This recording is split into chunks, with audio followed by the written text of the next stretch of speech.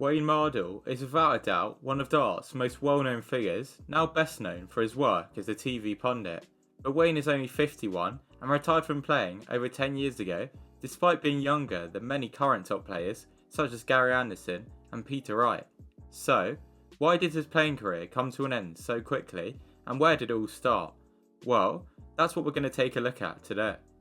Mardle began playing the game at the age of 11 and in an interview admitted that his first visit was a 45, saying that he didn't improve much from there. But in reality, he improved very quickly with help from his dad, managing to hit his first 180 just 2 weeks after he started playing and winning his first tournament in the Double Top Pub on his 13th birthday. Wayne's dad was clearly a good coach for him, as after playing darts for around 50 years, Mardle Sr. managed to hit a 9-darter at the age of 70.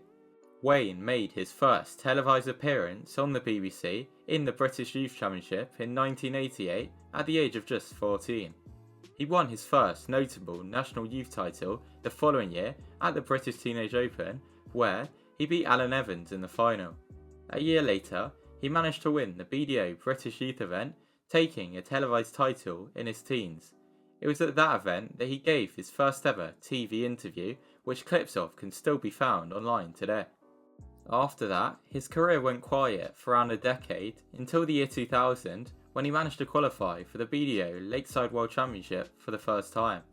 On that occasion, he was beaten 3-1 by Matt Clark, but just a few weeks after that disappointment, he managed to win his first senior WF title, the Dutch Open, where he beat Mervyn King in the final.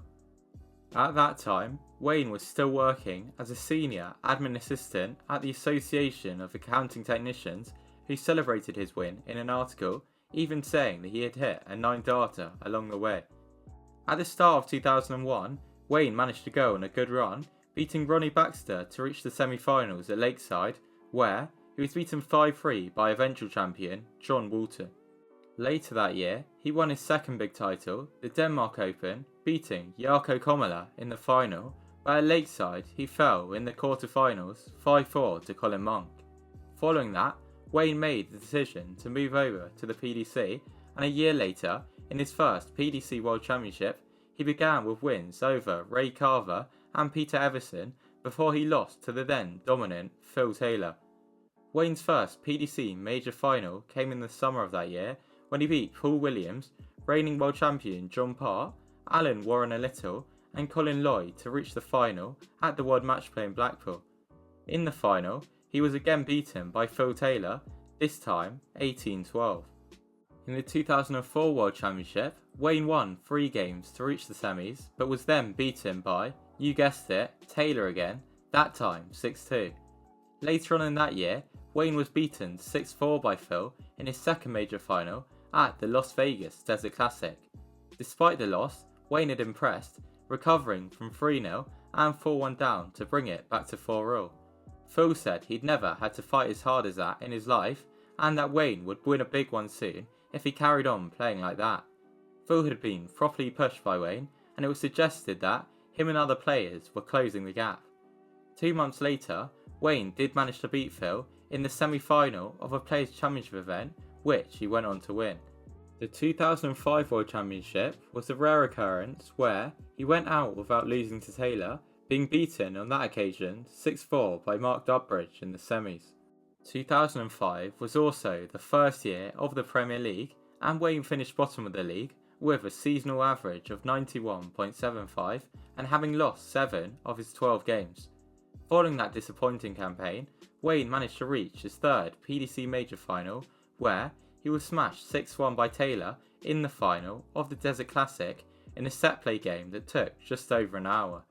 He has since stated that during that event he went on a 48-hour gambling and drinking session in Vegas, giving that as an example of his unprofessionalism at times.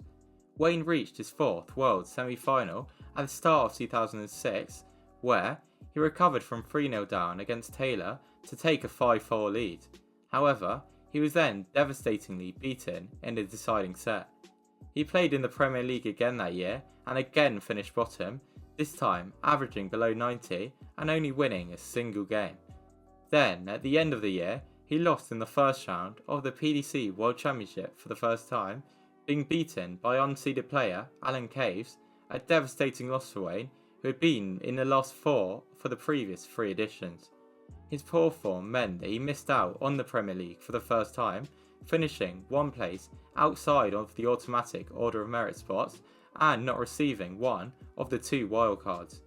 In 2007, he had a very poor year and failed to reach the quarter-final of any of the majors, but he then managed to reach the last 8 of the 2008 World Championship, the first at Ali Pali, where he faced Taylor, a man who at that point had never been beaten earlier than the final of the event. The run looked to be continuing as Phil went 3-0 up on Wayne in the first of 5 game, but then Mardle managed to win 4 of the next 5 sets to send the game to a decider. Wayne managed to win that set 6-4 in a tiebreak, beating Phil on TV for the first time, a result that left him in tears. Wayne was then installed as the favourite for the title as he faced Kurt Shepherd, a 21-year-old qualifier, in the semis. Taylor was quoted as saying that, if Wayne got his head on, he had the best chance of his life to be a world champion. But Wayne then blew his great chance, losing 6-4 to Kirk after fighting back from 3-0 down to make it 4-0. Mardle has since said that he regretted his nonchalant attitude in the game, which saw him pander to his opponent, joke with the crowd, and attempt to slow the game down. Despite the disappointment, Wayne's run got him back into the Premier League as a Sky Sports wildcard, and he had a better campaign, finishing 5th and only missing out on the top 4 on the final night through leg difference. He also had a good run to the semi-final of the World Match Play, where he beat Raymond van Barneveld 18-16 before losing to James Wade. But then, at the start of 2009, he was whitewashed 4-0 by Ko Stompe in the last 16 at Ali Pali. He was selected as a Sky wildcard for the Premier League again in 2009, but he had a poor start, as in the first 9 weeks he only picked up 1 win and 2 draws. He was then forced to miss night 10 due to a virus, meaning that John Parr instead played twice. He was set to return in the following week, but on the night before he was rushed to hospital, where he was kept for tests, ruling him out for a second consecutive week. It was then reported that he was declared fit for a night 13 return, but then just a day later it was announced that he had pulled out of the rest of the league due to mumps, which saw him rushed to hospital again. The mumps put him out of action for 6 months in total, and is what Wayne blames for his downfall. He said that his wife felt it finished him off as he lost his fight, with his form going pretty quickly.